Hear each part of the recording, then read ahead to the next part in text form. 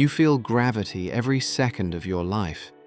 You feel it when you stand still, when you sit down, when you place a cup on a table and trust that it will stay there. It feels constant, obvious, almost too familiar to question. But here is the quiet twist.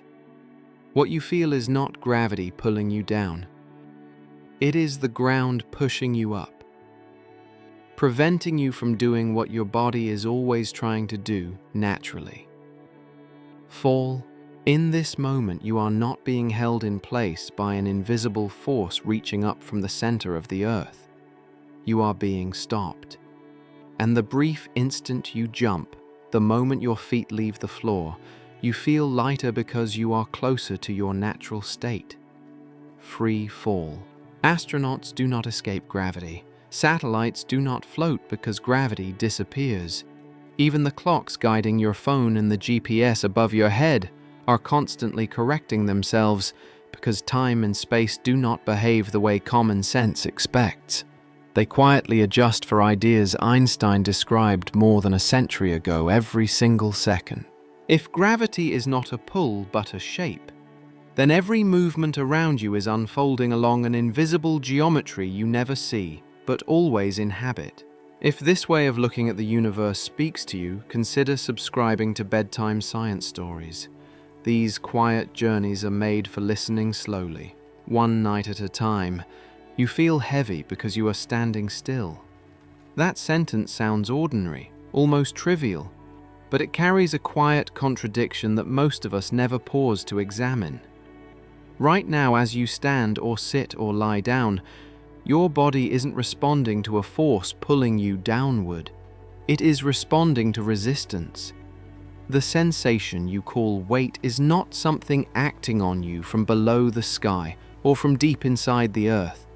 It is something pushing back against you, moment by moment, at every point of contact between your body and the world beneath it.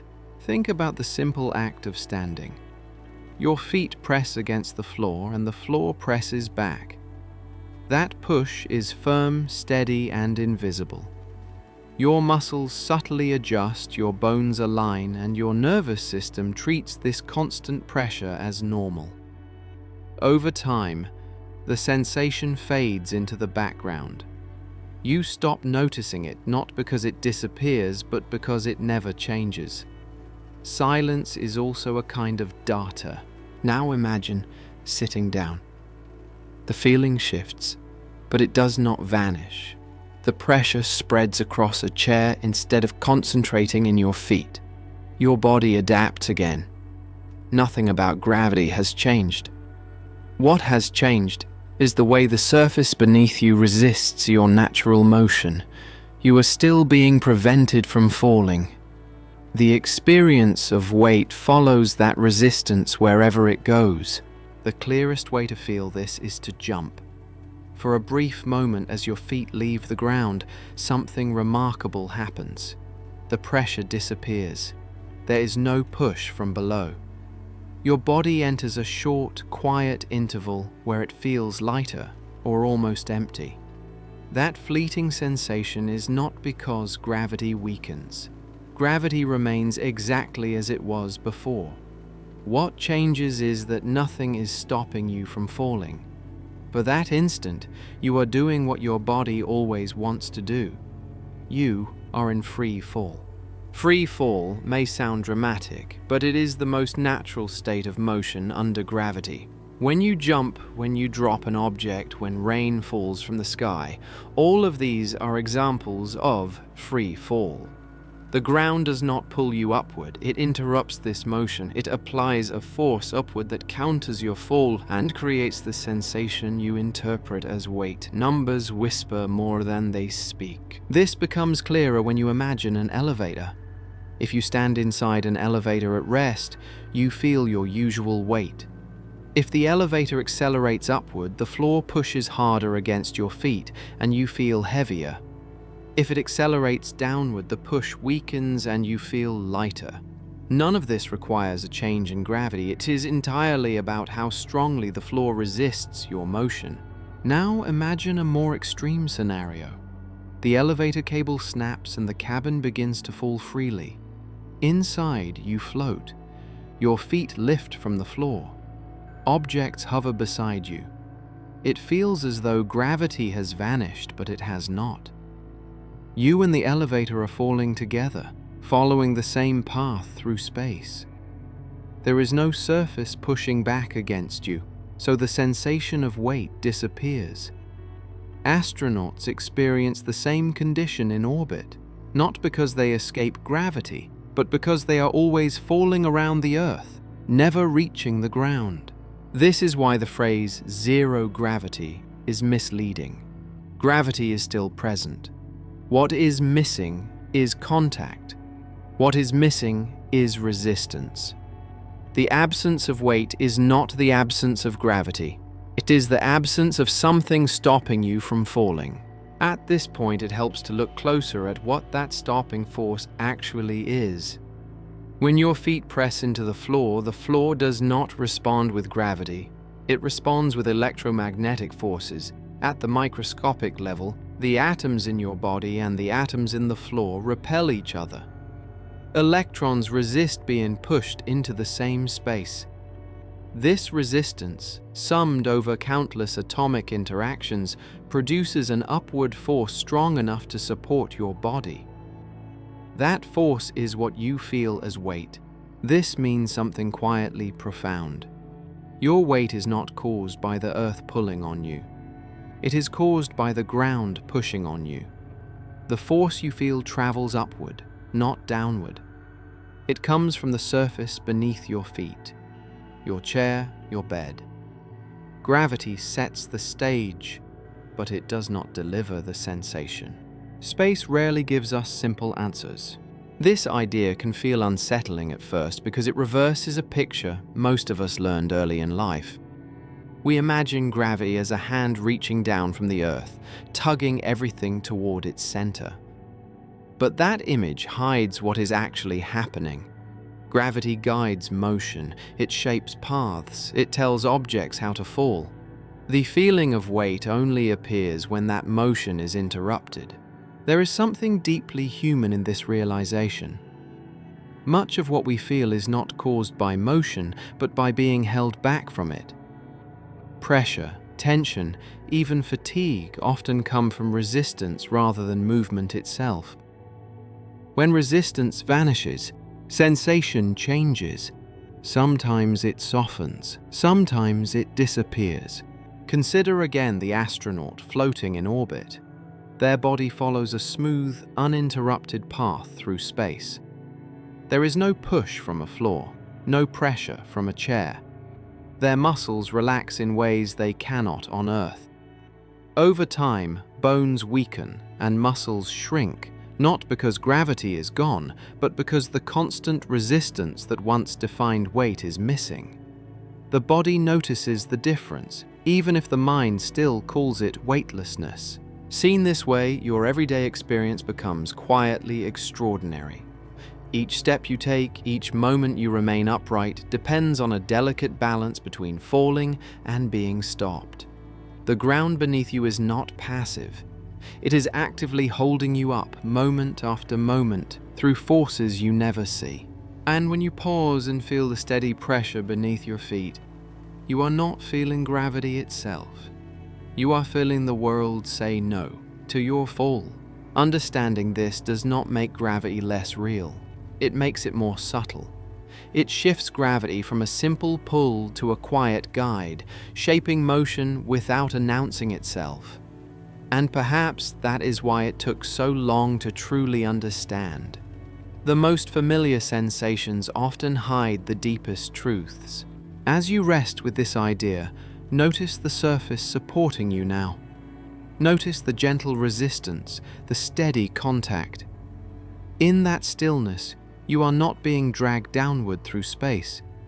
You are being held in place, suspended between motion and rest, inside a universe where even standing still is part of a much larger fall.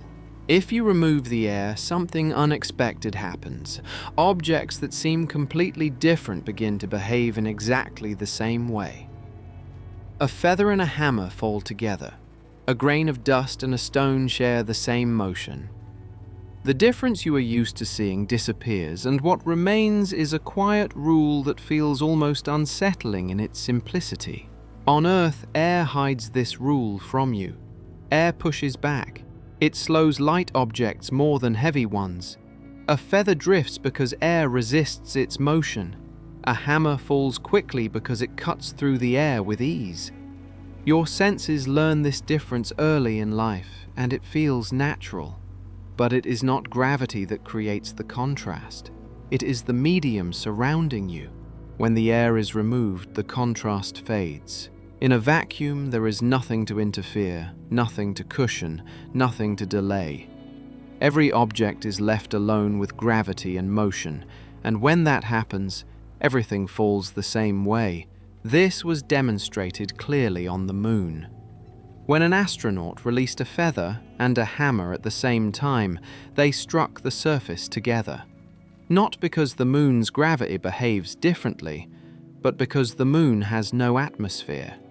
No air stood between the objects and their natural path. What you see in that moment is gravity without distraction. Silence is also a kind of data. This result feels counterintuitive because weight feels tied to mass. Heavier objects feel harder to lift. Lighter ones feel easier to move. It seems reasonable to expect heavier things to fall faster. And yet, they do not. In free fall, mass quietly steps aside. This creates a subtle problem for how gravity was once understood. In classical physics, gravity is described as a force that depends on mass. The Earth pulls more strongly on a heavier object than on a lighter one. That statement is true. But if the force is greater, why does the motion not change? Why does the heavier object not accelerate faster? The answer comes from another property of mass. The same mass that makes an object harder to lift also makes it harder to accelerate. Heavier objects resist changes in motion more than lighter ones. In Newton's framework, these two effects cancel each other out. A larger gravitational force is matched by greater resistance to acceleration. The result is a neat balance where all objects fall at the same rate. This explanation works mathematically, but it leaves a lingering question. Why should these two types of mass be exactly equal? One measures how strongly gravity pulls on an object. The other measures how stubbornly the object resists acceleration. In theory, they could have been different. Nothing in the equations demands they match, and yet, in nature, they do. Always. This coincidence bothered physicists for centuries. It worked, but it felt unexplained. It was as if the universe had quietly arranged things to simplify falling, without telling anyone why. Numbers whisper more than they speak. From the perspective of motion alone, mass becomes irrelevant. Once an object is released and nothing interferes, its path through space does not depend on what it is made of. The trajectory of a falling apple and a falling stone is the same, provided they start the same way. Their internal differences do not matter. Only their initial position and velocity do.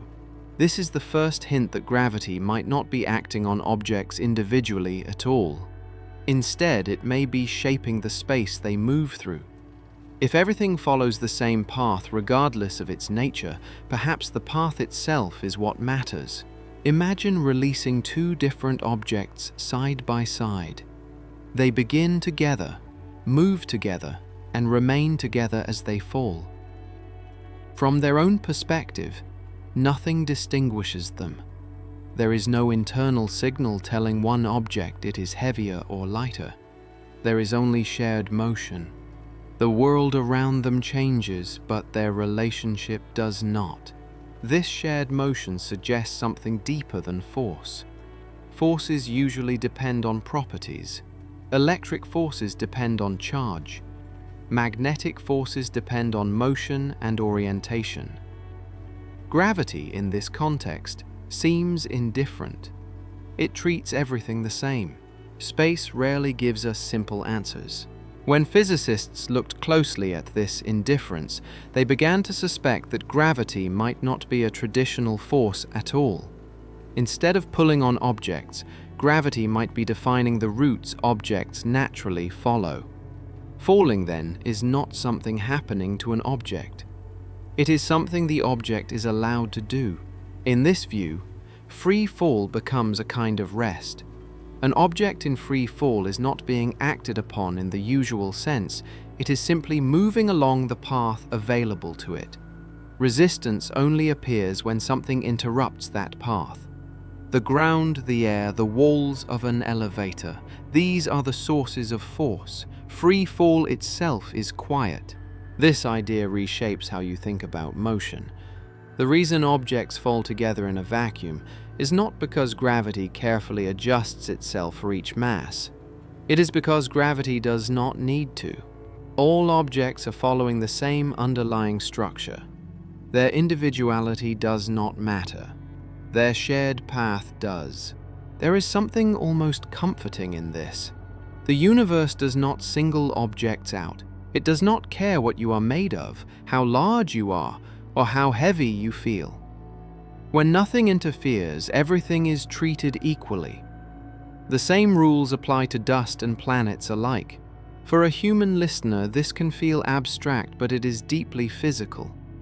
If you could fall freely for long enough without air, without obstacles, you would not feel your own weight. Your body would not register mass. You would not sense gravity as a force. You would simply move. The absence of sensation is not a failure of perception. It is a clue. It tells you that what you normally feel as gravity is something else entirely. It is contact, resistance, interruption. Falling itself is silent. This realization opens the door to a new way of understanding the universe. If gravity does not care about mass, then mass may not be the central character in gravitational motion. Something more fundamental must be at work. Something shared by all objects, regardless of their substance. That something is the path itself, the route through space and time that objects follow when left alone. The fact that all objects choose the same route hints that the route is not chosen by them at all. It is already there. As this idea settles in, notice how gently it reframes falling. Falling is no longer a failure to stay up. It is a return to a common motion, a motion written into the structure of the universe, waiting quietly beneath the noise of air and surfaces. In a vacuum, differences fade. What remains is a shared descent, calm and precise, revealing that beneath the variety of things, there is a single way the universe invites everything to move. For more than 2 centuries, Newton's picture of gravity worked so well that it felt complete. With a few clean equations, it explained why apples fall, why the moon stays near the Earth, and why planets trace their slow, predictable paths around the sun. The universe, under Newton's view, became orderly and readable. Once you knew the masses and the distances, motion followed. Newton described gravity as a force. Every object with mass pulls on every other object with mass. The strength of that pull depends on how massive the objects are and how far apart they sit. It is a simple idea, and its power lies in how much it gets right. Numbers whisper more than they speak. Using this framework, astronomers could predict planetary positions far into the future. They could calculate eclipses centuries ahead. They could understand tides as the result of the moon and the sun tugging on Earth's oceans. Even the delicate balance of multi-planet systems made sense. Gravity, as a force, stitched the solar system together with remarkable precision. This success mattered deeply to people. It created confidence. The night sky was no longer mysterious in its motion. It became navigable, almost domestic. You could look up and know that the same rules guiding a falling stone were also guiding the planets. The universe felt unified. But beneath that confidence, something subtle remained unsettled. Newton's law worked because it described how things move, not why they move that way. It offered a calculation, not a mechanism. Newton himself was careful about this. He refused to speculate about what gravity really was. He provided a rule and left its deeper nature untouched. Silence is also a kind of data. For most situations, that silence did not matter. The predictions matched reality with astonishing accuracy. Yet there was one place in the solar system where the numbers did not align perfectly. A small discrepancy appeared, almost easy to ignore at first. It lived in the orbit of Mercury. Mercury moves closer to the Sun than any other planet. Its orbit is fast and slightly elongated. Over time, the point of closest approach to the Sun shifts. This slow rotation of the orbit, called precession, is expected. Other planets tug on Mercury, and Newton's equations account for most of this effect, but not all of it. After accounting for every known influence, a small remainder remained. 43 arcseconds per century. A tiny angle. An amount so small that it could be missed without careful measurement. Yet it persisted. It did not vanish with better data. It did not disappear with refined calculations. It stayed. For decades, this number quietly troubled astronomers. The discrepancy was not large enough to break Newton's theory, but it was large enough to resist explanation. Some suggested an unseen planet closer to the Sun. Others proposed a ring of dust or subtle corrections to the law itself. None of these ideas survived scrutiny. What made the problem unsettling was not its size, but its consistency. The same small error appeared again and again. The equations worked almost perfectly, but not entirely. Space rarely gives us simple answers. This was the first clear sign that gravity might be more than a force acting across space. Newton's law treated gravity as an instant connection between masses acting at a distance. It did not account for how gravity fits into the structure of space and time themselves. For most orbits, that omission did not matter. For Mercury, it did. From a human perspective, this moment is important. It shows how science often advances not through dramatic failures, but through quiet mismatches. A theory can succeed overwhelmingly and still be incomplete. The universe does not announce these limits loudly. It reveals them slowly through numbers that refuse to line up. The problem of Mercury was not a flaw in observation. It was a clue. A clue that the geometry of space near massive objects might be subtly different than expected. A clue that motion might be shaped by something deeper than a simple pull. Newton's framework assumes a fixed stage. Space and time exist independently, and forces act within them. Objects move because forces tell them to. This picture works beautifully for everyday life and much of astronomy. But Mercury's orbit hinted that the stage itself might not be as rigid as assumed. For those studying the sky, this realization required patience. There was no immediate replacement. Newton's equations remained useful and accurate in nearly every context. Engineers continued to rely on them. Astronomers continued to teach them. The theory wasn't discarded, it was quietly questioned. There is something deeply human in this phase of understanding. We often rely on models that work well enough to guide us, even while knowing they are incomplete. We sense that something lies beyond them, but we do not yet know how to reach it. The unexplained precession of Mercury became a kind of marker. It pointed toward a deeper layer of reality without revealing it. It suggested that gravity might not merely act within space and time, but shape them. That possibility remained speculative for years. waiting for a new way of thinking. In hindsight, this small discrepancy carries great weight. It shows that the universe can be precise without being simple. It also shows that progress does not always come from breaking what works, but from listening carefully to where it whispers uncertainty. Newton was right. His laws describe motion with extraordinary clarity, but they were not the final word. They were a chapter, not the book. And in the quiet mismatch of Mercury's orbit, the universe offered a gentle invitation to look deeper, toward an understanding of gravity that would no longer treat space as a passive backdrop, but as something active and alive. At the beginning of the 20th century, a quiet shift took place.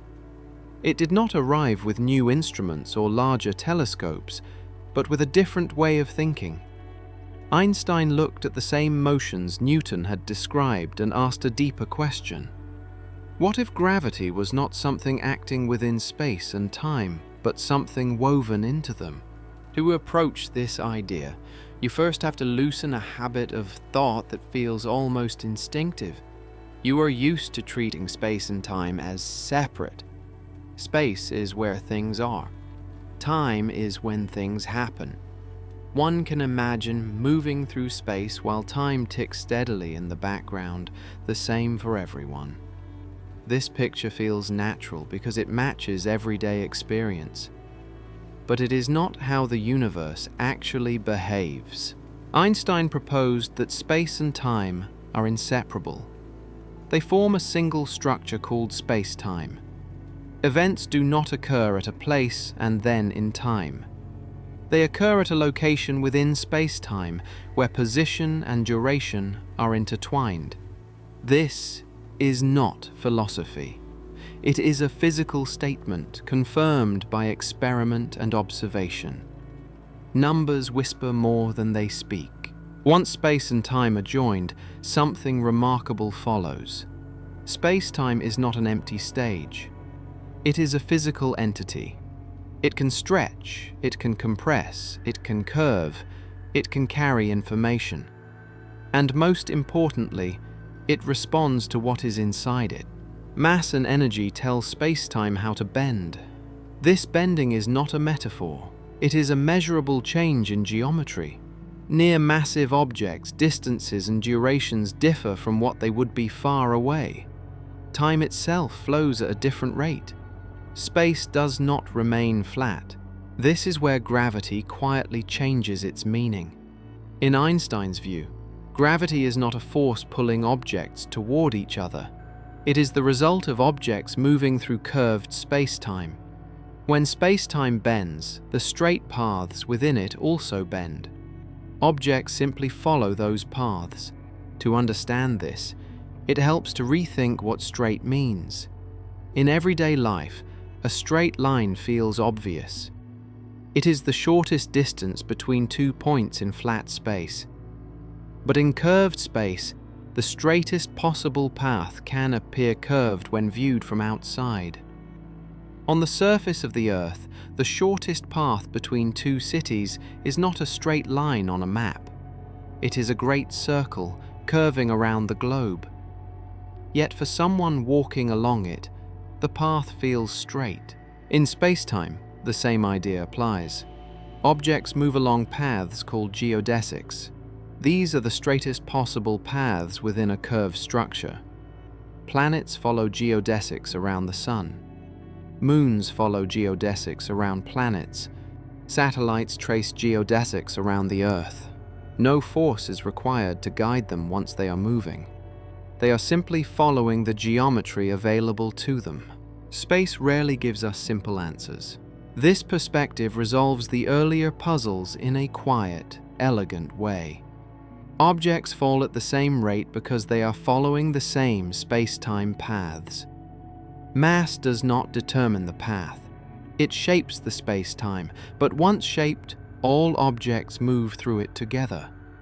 The equality that once felt coincidental now becomes natural. Even the anomaly in Mercury's orbit finds its place. Near the Sun, Spacetime is more strongly curved. Newton's equations, built on flat space and absolute time, cannot fully capture this curvature. Einstein's equations can. The missing arcseconds are not missing at all. They are the natural consequence of curved spacetime guiding Mercury's motion. What makes this idea powerful is its restraint. Einstein did not add new forces. He did not invent hidden influences. He changed the framework itself. Motion no longer happens on a rigid stage. The stage participates. There is also something deeply human about this shift. You are not being pulled through the universe by unseen hands. You are moving along paths shaped by the presence of matter and energy. Even standing still on the ground is no longer truly still.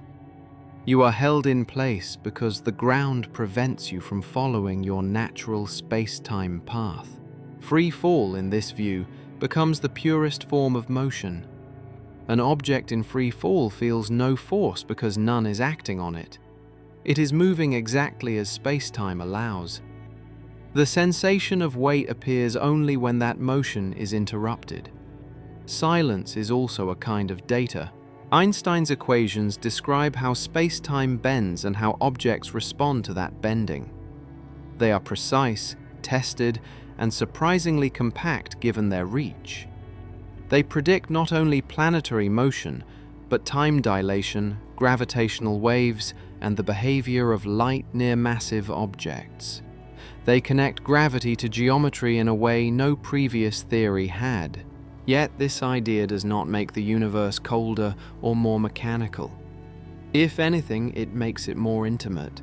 Space and time are no longer passive containers. They are active participants in every motion, including yours. Every step you take, every orbit traced by a planet, unfolds within a living structure shaped by everything else in existence. As you sit or lie still, supported by the earth beneath you, your body is not resisting a force pulling you downward. It is resisting a path space-time would otherwise invite you to follow. The ground redirects your motion, gently but continuously. This understanding does not replace the comfort of everyday experience.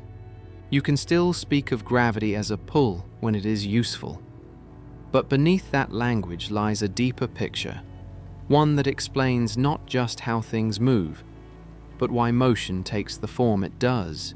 Einstein's insight did not close the story of gravity, it opened it.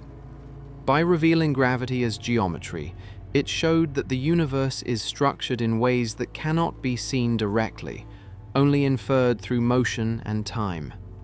And as this idea settles in, it leaves you with a calm realization. You are not drifting in an empty void. You are moving, always, within a shaped and responsive space-time that quietly guides every path you take.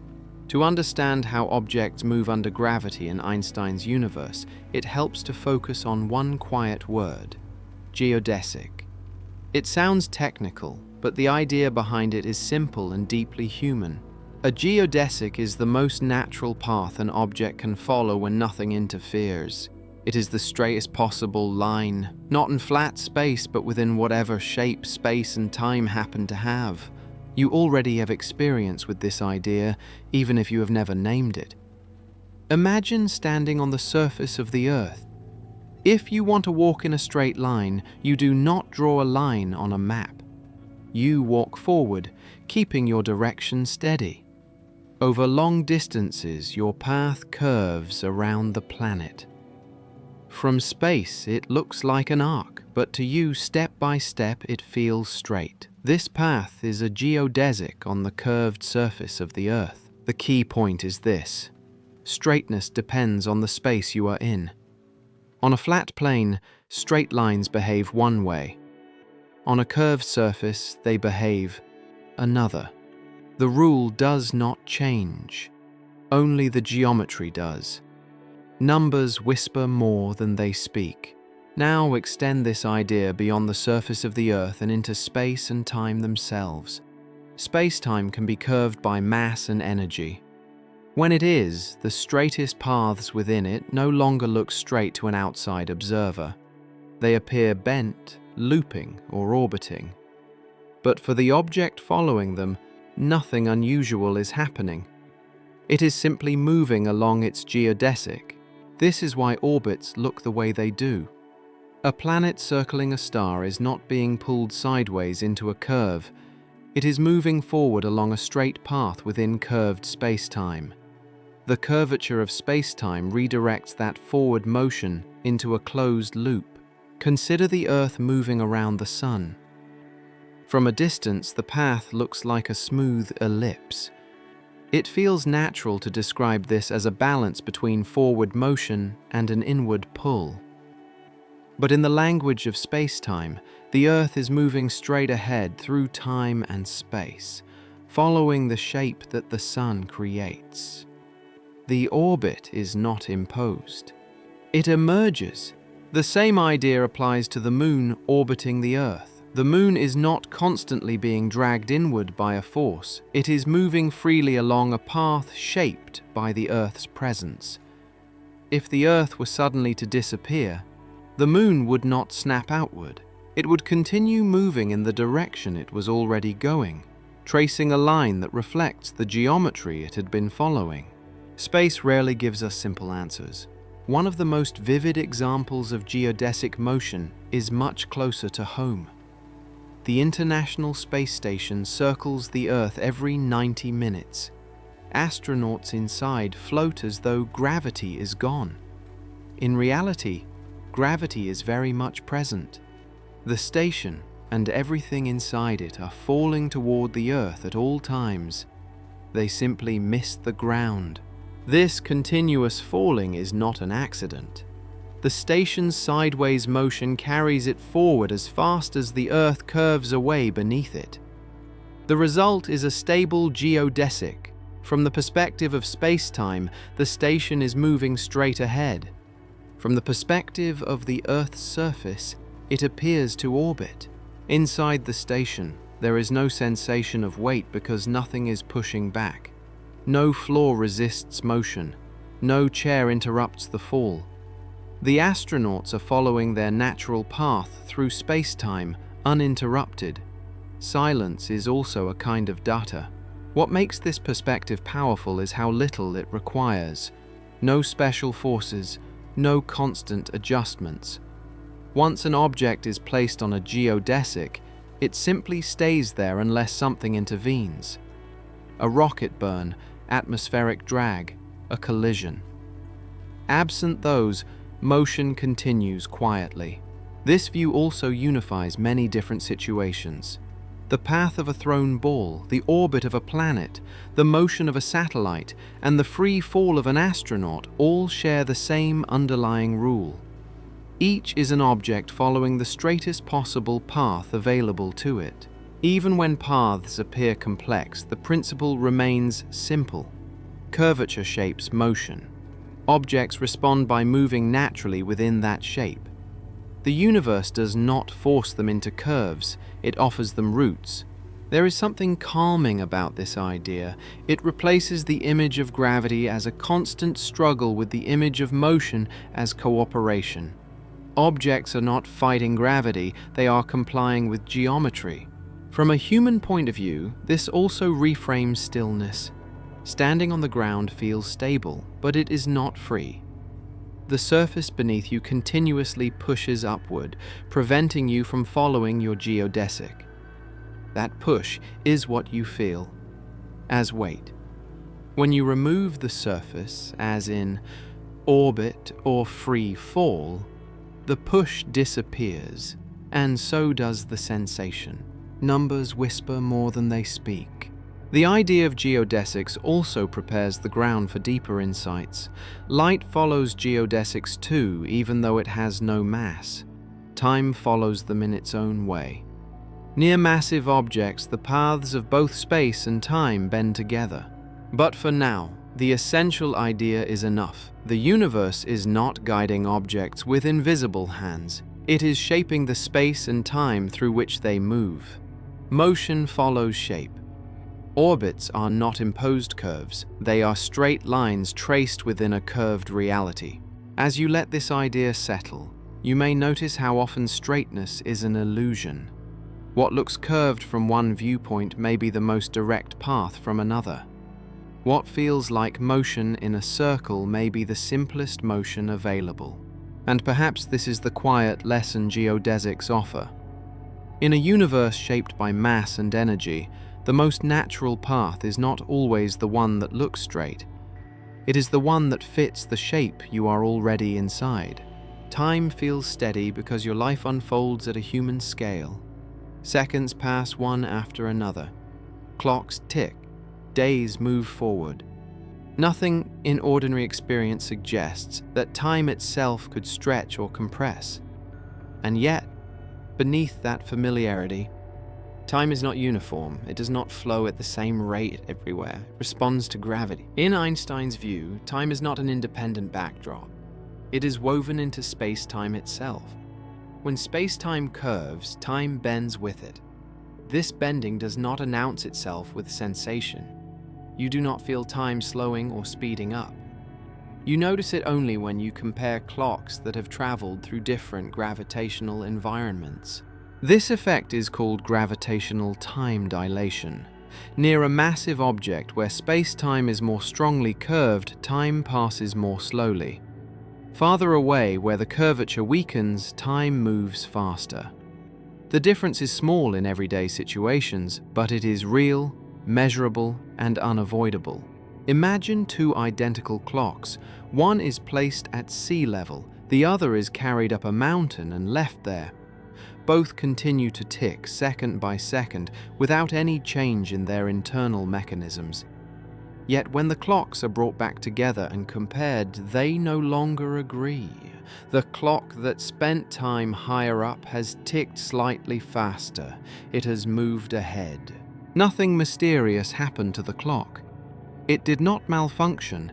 It simply experienced a region of space-time where gravity was weaker and time flowed a little more quickly.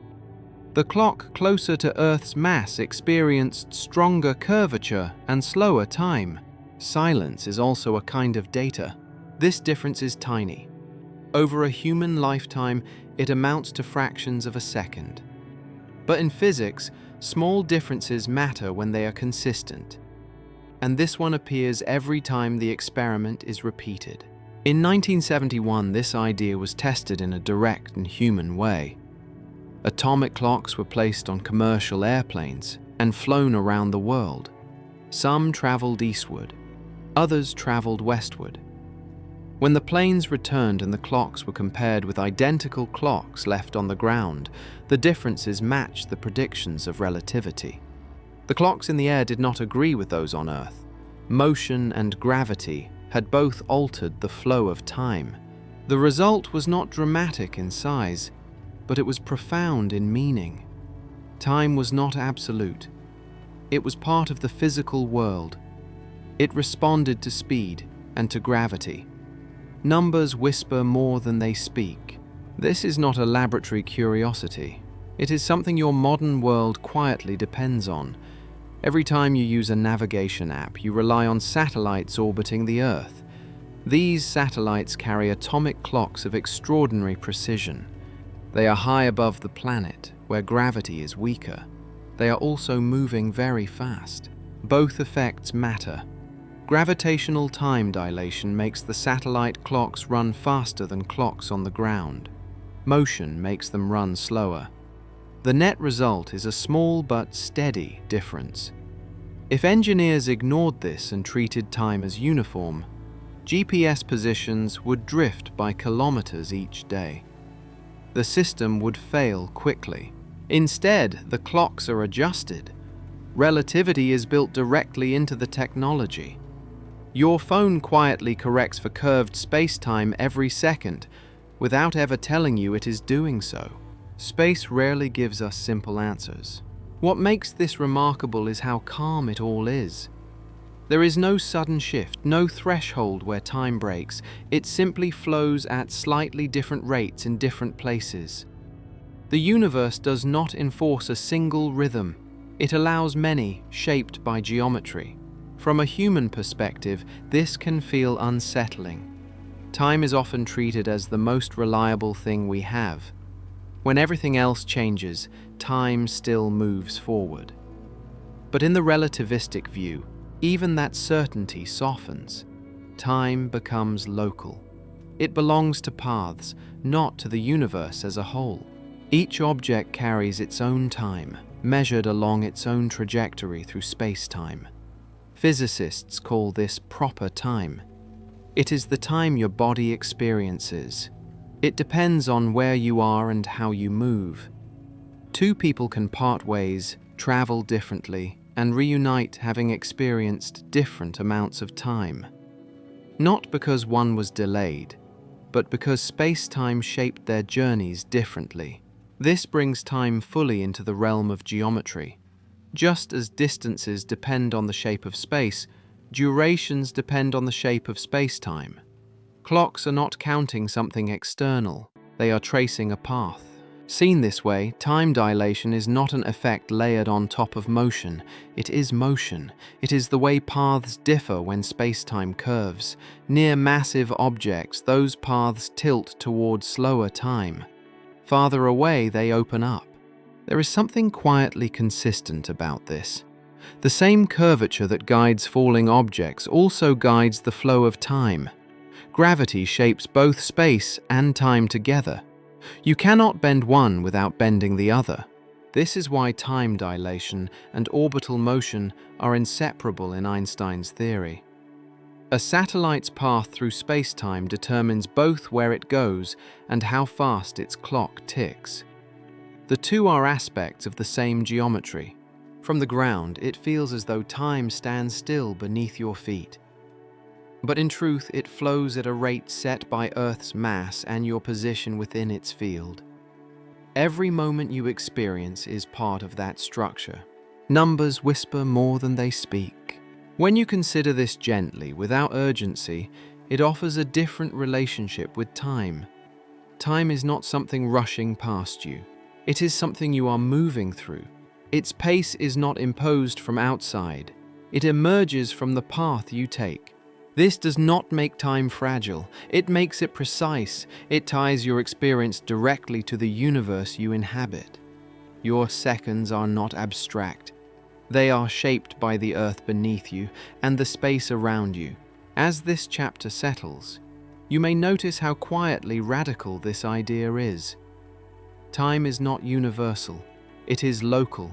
It is geometric. It bends, stretches, and flows according to the same rules that guide planets and light. And perhaps that is the calm truth at the heart of it. You are not carried forward by a single cosmic clock. You are tracing your own line through space-time, moment by moment, inside a universe where even time itself is part of the shape of things. Light feels untouchable. It has no mass, no weight, no substance you can hold. It moves at the same speed no matter who measures it. For a long time, this made it tempting to believe that light stood apart from gravity, that it passed through the universe untouched by the forces shaping everything else. But in Einstein's universe, light is not exempt. It follows geometry. Light does not respond to gravity as a pulled object would. It is not tugged or slowed in the ordinary sense. Instead, it moves along the straightest possible paths available within space-time. When space-time is curved, those straight paths curve with it. Light simply obeys the shape it is given. This distinction matters. It explains why light can bend even though it has no mass.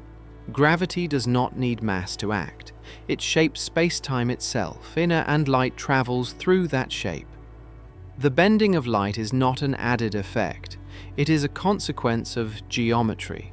To picture this, imagine space-time as a landscape rather than a stage.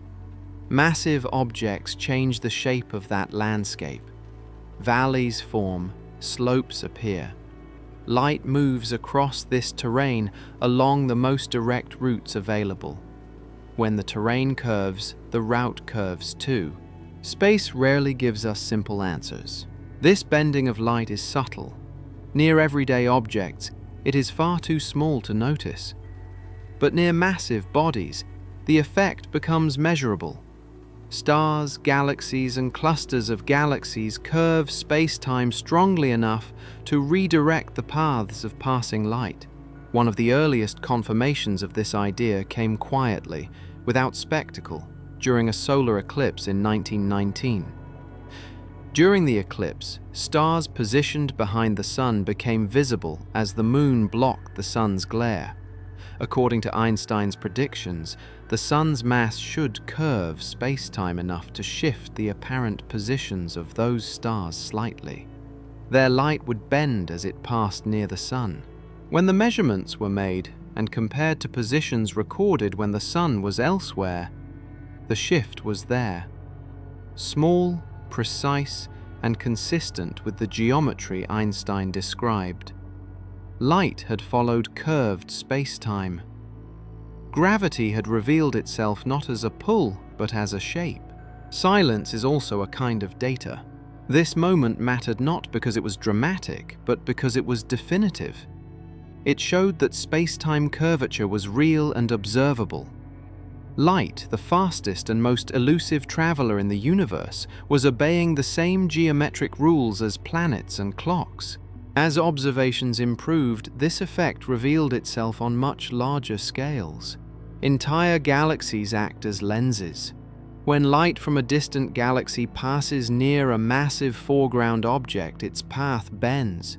To an observer, the background galaxy can appear stretched into arcs, duplicated into multiple images, or wrapped into near-perfect rings.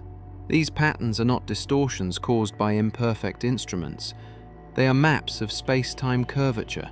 Each arc and ring traces how mass shapes the paths light can take.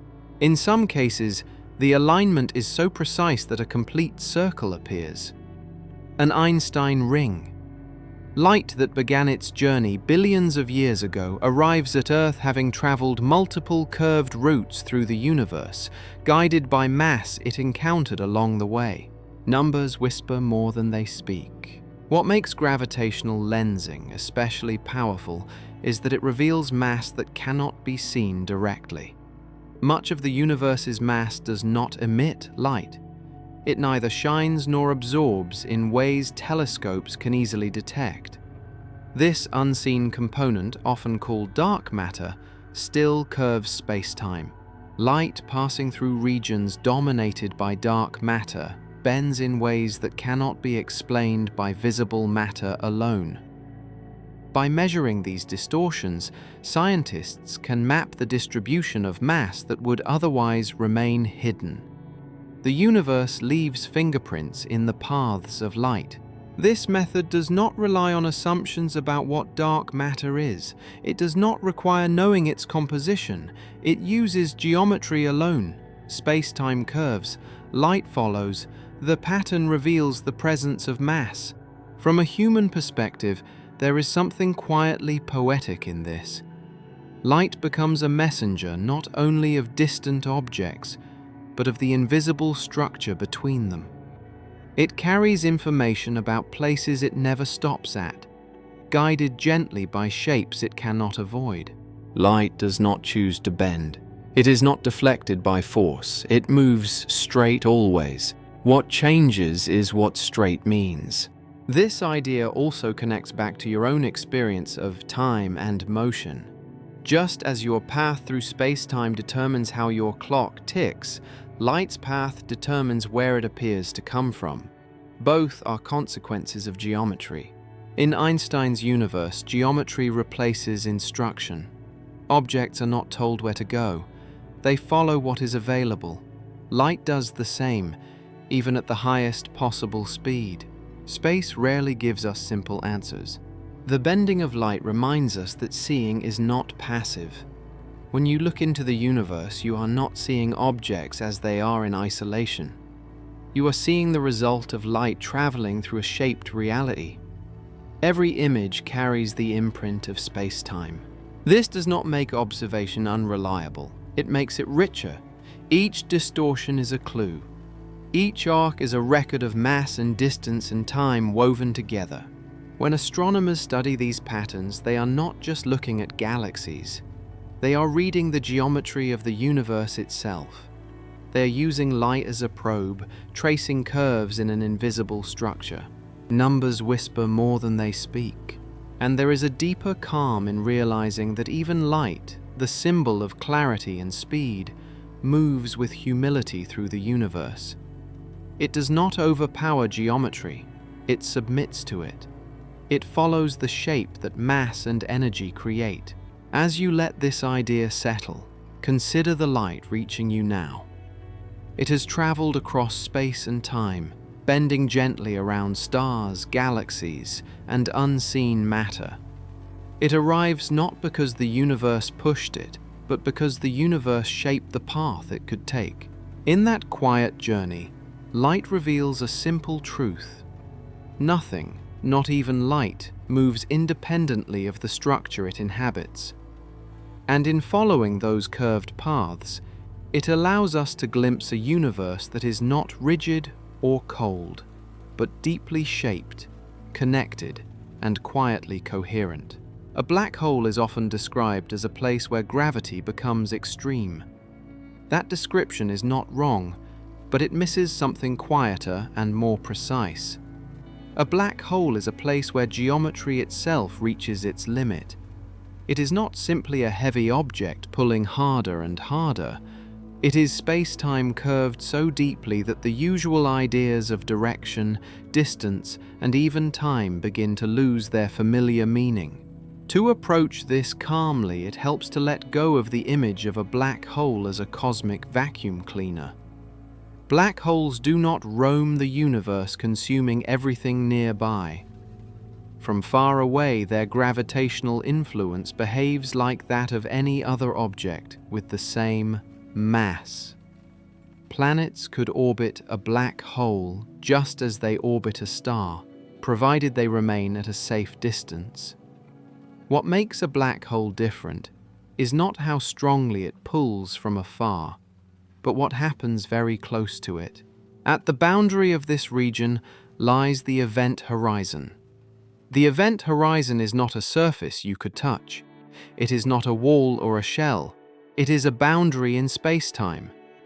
Beyond it, all possible paths forward point inward.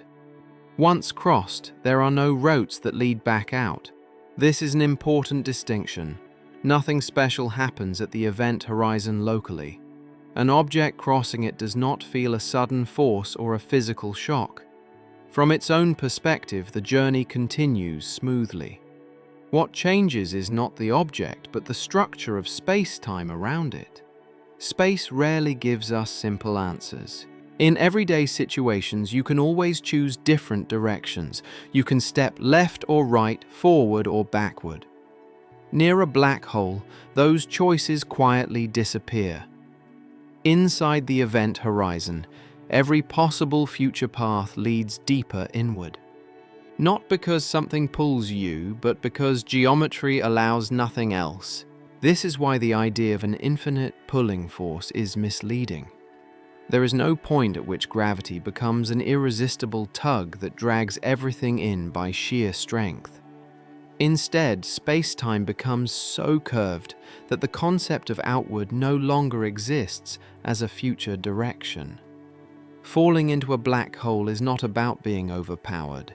It is about having no alternative paths available. Silence is also a kind of data. From the outside, black holes appear frozen. An observer watching from far away never sees an object cross the event horizon. The object seems to slow down, its signals becoming weaker and more redshifted, fading as time stretches. This is not because the object stops. It is because time itself is behaving differently near the horizon. Here, the difference between perspectives becomes essential. For the distant observer, time near the black hole slows dramatically. For the falling object, time continues normally. There is no sudden pause, no infinite delay. The object crosses the horizon in a finite amount of its own time. Both perspectives are correct within their own frames. Time does not have a single, global meaning here. It depends on the path taken through space-time. Numbers whisper more than they speak. Deeper inside, space-time continues to curve until the paths themselves converge. At the center lies what physics calls a singularity. This word does not describe a place in the usual sense. It describes a breakdown. The equations predict that curvature becomes infinite and distances shrink to zero. Time and space, as defined by the theory, cease to behave meaningfully. It is important to say this clearly. A singularity is not a known physical object. It is a signal that the theory has reached the edge of its applicability. General relativity tells us how space-time behaves extremely well, but it also tells us where it stops giving reliable answers. Space rarely gives us simple answers. At the singularity, the rules we use to describe geometry no longer work. We cannot say what happens there because the mathematical tools lose their meaning. This is not a failure of observation. It is a limit of description. From a human perspective, this can feel unsettling. We are used to theories explaining everything, at least in principle. Black holes remind us that nature does not promise completeness. It offers patterns, then shows us where those patterns break. And yet, black holes are not chaos. Up to the event horizon, their behavior is precise and predictable. Their mass, spin, and charge fully describe how they influence the space around them. They are among the simplest objects in the universe, despite containing the deepest unknowns. Light, time, and matter all obey the same geometric rules as they approach a black hole. Light bends until it can no longer escape. Time stretches until future directions collapse inward. Matter follows paths that feel smooth locally, even as they lead toward an unavoidable end. What changes most profoundly is not force, but orientation. Inside the event horizon, the inward direction becomes as unavoidable as the future itself. You cannot choose not to move forward in time. In the same way, you cannot choose a path that avoids the center. This is why black holes are often described as places where space and time exchange roles. Directions that once allowed choice become fixed. What was once optional becomes inevitable. This is geometry at its most extreme. Numbers whisper more than they speak. For scientists, black holes serve as both confirmation and challenge. They confirm that Einstein's description of gravity as geometry is not a metaphor, but a literal framework. At the same time, they challenge us to go further, to find a theory that can describe space-time even where curvature becomes extreme. For listeners, black holes offer a quieter lesson. They show that the universe is structured but not fully revealed. There are regions where understanding fades gently rather than collapsing suddenly. Limits appear not as walls, but as soft edges where language and math lose clarity. As you consider a black hole, you do not need to imagine destruction or drama. Instead, imagine a place where paths narrow, where geometry becomes so focused that all futures align. Imagine a region where motion remains smooth, even as options disappear. And perhaps this is the calm truth hidden inside the idea of a black hole. It is not a monster tearing the universe apart. It is a boundary where our descriptions thin out, where geometry reaches its deepest curve, and where the universe reminds us that understanding is always partial, always shaped by the paths we are able to follow. For a long time, gravity was thought to act quietly and instantly, shaping motion without leaving any trace of its passage. If space-time curved, it curved silently. Nothing seemed to carry that change outward. Einstein himself challenged this calm picture. When he completed his theory of general relativity, he realized that if space-time is a physical structure, then it should be able to move. And if it can move, it can ripple. These ripples are called gravitational waves. They are not waves traveling through space. They are waves of space and time themselves. When massive objects accelerate, space-time responds. It stretches and compresses, sending gentle vibrations outward at the speed of light. Numbers whisper more than they speak. Einstein predicted these waves in 1916, almost as a side effect of his equations. At the time, even he doubted they could ever be detected. The distortions they create are unimaginably small by the time they reach Earth. A gravitational wave passing through you would change your height by less than the width of a proton. There would be no sensation, no signal to your body. Silence is also a kind of data. For decades, gravitational waves remained a mathematical idea. They fit the theory, but no experiment could confirm them directly. The universe offered no obvious way to listen. Yet indirect evidence began to appear. In the 1970s, astronomers discovered a pair of neutron stars locked in a tight orbit. These objects, known as a binary pulsar system, circled each other with extraordinary regularity. Over time, their orbits slowly shrank.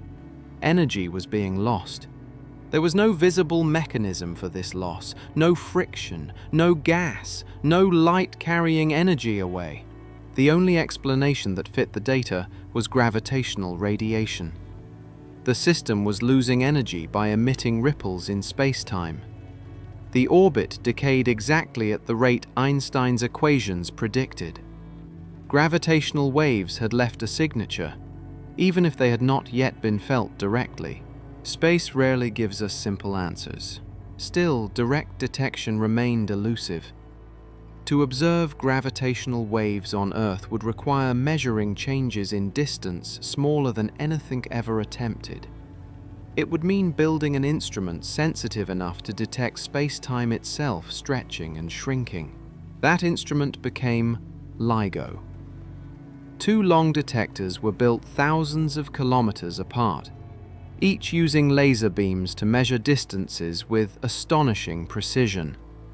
If a gravitational wave passed through Earth, it would stretch one arm of the detector while compressing the other, then reverse the effect.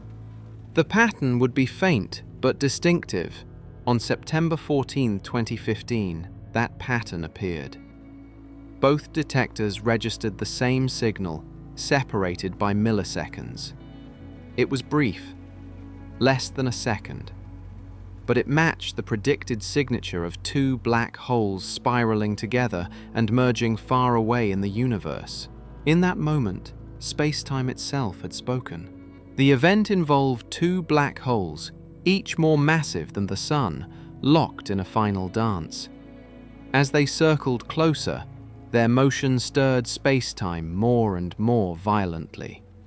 In the last moments, a significant fraction of their mass was converted directly into gravitational wave energy, not into light, not into particles, into pure geometry, radiating outward. When those waves reached Earth, they passed through everything. Through buildings, through oceans, through your body. They altered distances so slightly that only the most precise instruments ever built could notice. But notice they did. Silence is also a kind of data. What makes gravitational waves unique is what they carry. Light tells you about matter and energy. Gravitational waves tell you about motion and mass in its most extreme forms. They reveal events that produce little or no light at all.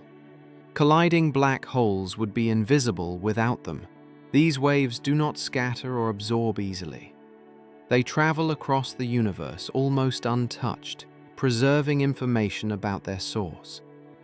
When you detect a gravitational wave, you are sensing an event as it happened, not as filtered by intervening matter. This opened a new way of observing the universe, not by looking, but by listening. not with eyes, but with instruments tuned to geometry. Gravitational waves confirmed something profound about Einstein's picture. Space-time is not rigid, it is dynamic. It responds to motion, it carries energy. It can oscillate and propagate changes across cosmic distances. This does not mean space-time behaves like a material substance. It does not ripple like water. The analogy only goes so far. What matters is that geometry itself evolves, and those changes can travel. Numbers whisper more than they speak. For human understanding, this marks a quiet shift. Gravity is no longer just something that shapes paths. It can transmit information. It can carry energy away from systems. It can leave echoes. And yet even here, there is restraint. Gravitational waves do not tear space apart. They do not overwhelm. They arrive gently, stretching and compressing space-time by tiny amounts. Their power lies not in force, but in reach. Every detection adds to this story. Each wave is a message from a distant merger, a collapsing star, or an unseen system. Together they form a background hum, a record of the universe's most intense motions. What you are sensing indirectly is not violence, but structure. Energy rearranging itself according to geometry. Motion leaving an imprint not in light, but in space-time itself. Space rarely gives us simple answers. Gravitational waves also reinforce a theme that has been building quietly throughout this journey. Gravity is geometry. It is not a pull or a push. It is the way space-time responds to mass and energy, sometimes bending, sometimes vibrating. When black holes merge, there is no explosion in the usual sense. There is a reconfiguration. Two deep curves in space-time become one. The excess curvature radiates outward as waves until a new balance is reached. In this process, mass becomes geometry, and geometry becomes motion. The distinction between substance and structure softens. For listeners, this can feel distant and abstract, but it connects back to something familiar. Just as sound carries information through air, gravitational waves carry information through space-time. The medium is different, but the principle is the same. A disturbance travels. The difference is scale. These waves come from events billions of light-years away. They reach you unchanged, long after their source has settled into silence. Silence is also a kind of data. As this chapter comes to rest, there is a calm realization waiting underneath the math and the instruments. The universe is not static. It is responsive. It records its own motion in the fabric of space and time. You are not only living inside space-time. You are living inside something that moves, that vibrates, that remembers. And every so often, if you listen carefully enough, you can hear the faint rhythm of distant events carried across the cosmos, not by light, but by the quiet motion of geometry itself. When you follow gravity far enough, it stops being a local experience and becomes a cosmic one. It is not just the reason you feel weight or why planets trace their paths. Gravity is the quiet architect of structure. It shapes matter from the smallest scales to the largest patterns the universe contains. In the beginning, matter was spread thinly and almost evenly. Small variations existed, barely noticeable differences in density left behind by the early universe. Gravity noticed those differences. Wherever matter was slightly more concentrated, space-time curved a little more deeply. That curvature guided surrounding matter inward.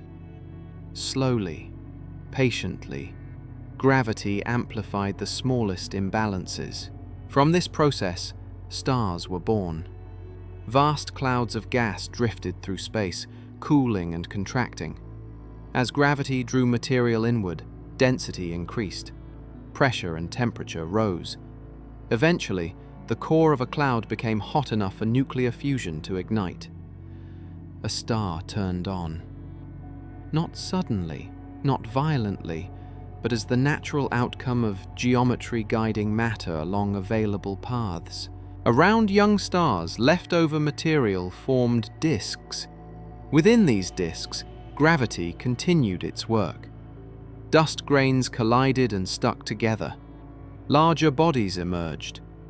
Orbits settled into stable patterns. Planets formed not because anything commanded them to, but because gravity organized motion over time. Numbers whisper more than they speak. In these systems, gravity does more than hold objects in place. It creates rhythms. Orbital resonances appear where periods align.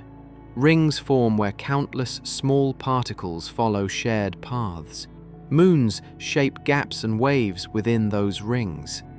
The architecture of a planetary system is written in repeated motion, refined over millions of years. This same principle scales upward. Stars gather into galaxies.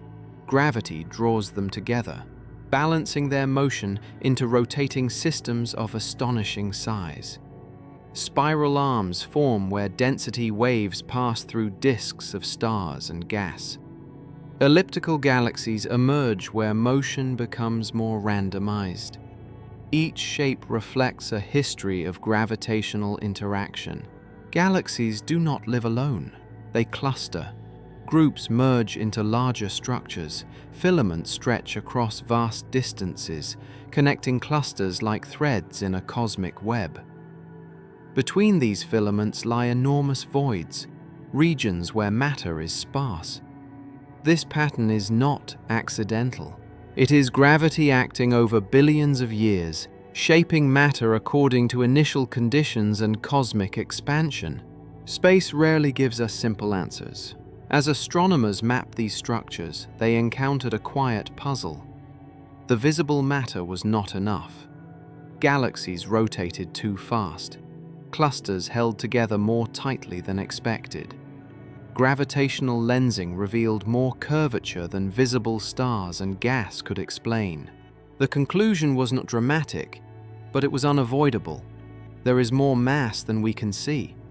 This unseen component, called dark matter, does not emit or absorb light, but it curves space-time. It shapes galaxies and clusters by providing additional gravitational scaffolding. Dark matter does not clump like ordinary matter. It passes through itself and through visible matter with little interaction. Yet its gravitational presence is unmistakable. Without it, the structures you see in the universe would not exist in their current form. On even larger scales, another influence appears. The universe is expanding. This expansion was discovered in the early 20th century, and for a time it was assumed to be slowing under gravity's pull. Matter attracts matter. Expansion should decelerate. Instead, observations revealed something unexpected. The expansion is accelerating. Distant galaxies are moving away faster over time. The cause of this acceleration is attributed to what is called dark energy, a property of space-time itself that resists gravitational collapse.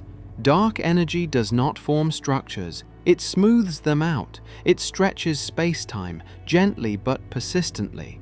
On small scales, gravity dominates. Stars form. Galaxies cluster. On the larger scales, dark energy takes over, driving the universe apart. Silence is also a kind of data.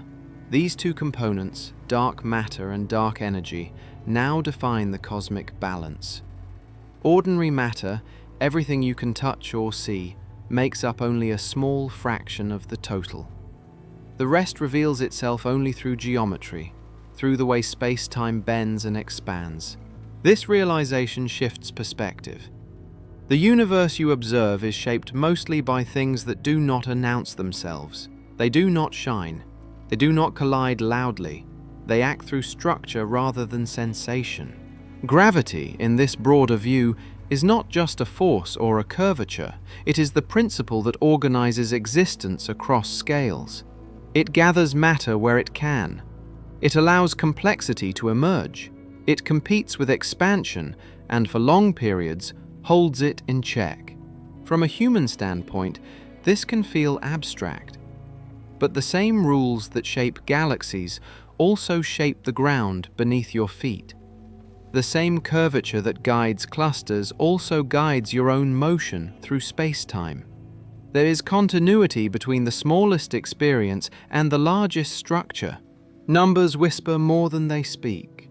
As the universe continues to expand, structures will slowly drift apart. New stars will form more rarely. Galaxies will recede beyond view. Gravity will still operate locally, binding what is already together, but the larger pattern will thin. This does not mean the universe is unraveling. It is evolving. Geometry changes, balance shifts. The rules remain, but their consequences unfold over time. What gravity ultimately provides is coherence. Without it, matter would remain diffuse. No stars, no planets, no long-lived structures. Gravity allows complexity to arise and persist long enough for chemistry, biology, and awareness to appear. In that sense, gravity is not merely something you endure. It is something that made your existence possible.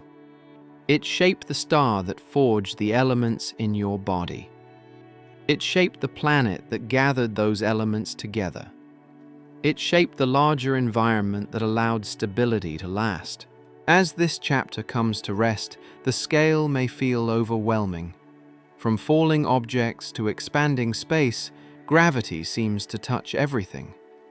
But there is a calm unity beneath it all. One principle, expressed through geometry, guiding matter across time. And perhaps that is the quiet truth worth holding on to. The universe is vast and still growing, but it is not arbitrary. It has structure, it has memory, it has shape, and gravity, working patiently through space-time, continues to define where things gather, where they drift apart, and where, for a while, they are allowed to exist together. As this journey settles, the idea that once felt familiar now rests in a different light. Gravity is not a pulling force reaching across space to claim you. It is not a constant tug demanding resistance. What you experience as weight is interruption, not attraction. The ground beneath you is stopping a fall that space-time would otherwise allow. Free fall, then, is not a special condition reserved for astronauts. It is the most natural motion available. When nothing interferes, objects move quietly along the paths space-time offers them. No force announces itself. No effort is required. Motion unfolds because geometry permits it. In this view, space-time is no longer a silent stage where events happen. It is an active presence. It bends, stretches, vibrates, and guides. Mass and energy do not simply exist within it. They shape it. And once shaped, space-time responds by guiding everything that moves through it, including you. You live inside this geometry. Your body traces a line through space-time with every breath and every step. Time flows at a rate shaped by the earth beneath you. Light reaching your eyes has followed curved paths across galaxies. Even standing still is a negotiation between motion and resistance, between falling and being held. Numbers whisper more than they speak. To understand gravity in this way is not to reduce it to abstraction. It is to place yourself more accurately within the universe. You are not separate from cosmic structure. You are part of it, moving within the same geometry that shapes stars, planets, and galaxies. There is humility in this realization. We do not understand everything. Black holes mark the edges of our theories. Dark matter and dark energy remind us how much remains unseen. But there is also reassurance. What we do understand reveals a universe that is not cold or chaotic. Space rarely gives us simple answers. It gives structure instead. It gives order that emerges slowly. It gives depth that does not rush to explain itself. And perhaps that is enough for now. To know that the universe has shape, that motion has meaning, and that your place within it is not accidental but written gently into the geometry you inhabit.